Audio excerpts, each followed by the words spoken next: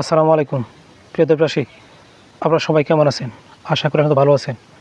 আমি দোয়া করি ভালো থাকেন। আমি কিছুদিন আগে একটি ভিডিও পোস্ট করেছিলাম যে অসহায় ও হতদরিদ্র পরিবার তাহানের পরিবার। এই তাহানের পরিবারে সবচেয়ে বড় সংকট ছিল এটি টিউবওয়েল, পানির অভাব।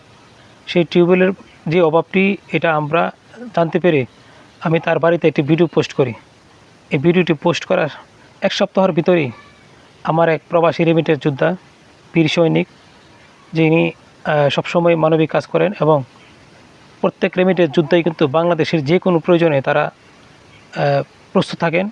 আমি সেই রেমিটেন্স যোদ্ধার কথা বলছি। আজকে উনি আমার এই তাহানের পরিবারকে একটি কল আমাকে টাকা পাঠিয়ে দিয়ে কিন্তু বলেছে যেন এই কলটি আমি তাদের বাড়িতে স্থাপন করে দিই। আজকে সবচেয়ে বড় উদার মনের পরিচয় হচ্ছে প্রত্যেক রেমিটেন্স যোদ্ধাই কিন্তু আমাদের মানবিক কাজে সবচেয়ে এগিয়ে আসে। আমি চাই প্রত্যেক রেমিটেন্স যোদ্ধা ভালো থাকুক, সুস্থ থাকুক এবং তাদেরকে আল্লাহ তাআলা নেক হায়াত দান করুক। আমি তাদের দীর্ঘ আয়ু কামনা করছি।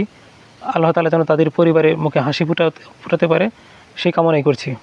আজকে আমাদের এই প্রবাসীর কারণেই তাহানের পরিবারে আজকে এই কলটি আমি দিতে পারছি। আসলে প্রত্যেক রেমিটেন্স যোদ্ধাই কিন্তু একটি উদার মনের পরিচয় দেয় যে সবসময় মানবিক কাজে তারা আমাদের সাথে এগিয়ে আসে। আসলে আমরা মানবিক কাজ সকলেই করার দরকার, কিন্তু আমরা অনেকেই করি না। তবে সকলে চেষ্টা করব যেন অসহায় হতদরিদ্রের পাশে থাকি এবং মানবিক কাজ যেন আমরা সবসময় আমাদের নিজ দায়িত্ব করে থাকি। আজকে এই মানবিক রশিদ ভাইকে নিয়ে আমার এই কলের সামানা সব কিছু এই তাহানের পরিবারে আজকে বুঝিয়ে দিয়েছি এবং আগামীকালকে কিন্তু আমাদের কাজ চলমান থাকবে ইনশাআল্লাহ। সকলে ভালো থাকবেন। আসসালামু আলাইকুম।